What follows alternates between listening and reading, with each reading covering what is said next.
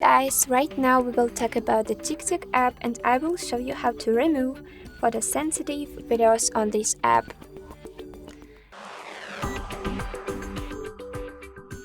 So friends, if you don't like to get some of these photosensitive TikToks which can trigger you, you can go to the settings option after clicking on this three lines icon and settings option. After, you need to go to the display and here we will get some specific remove photosensitive videos from your For You page.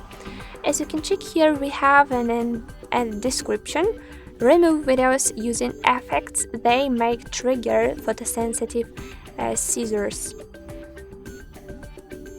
Okay, let's tap on the toggle opposite to remove such content from your For You or following page, and let's check the result. Maybe we will have right now some photosensitive content or no. So guys, I'm sure that from now on you won't get such a videos, such a TikToks, and if you don't want to have such a content, I'm sure that this tutorial will be useful. And don't forget guys to check our other tutorials on the YouTube channel where we share with you some secret tips, tricks on TikTok, and I hope that you will like them all. Don't forget to subscribe to our channel, to like our videos, and thank you for watching. Goodbye guys!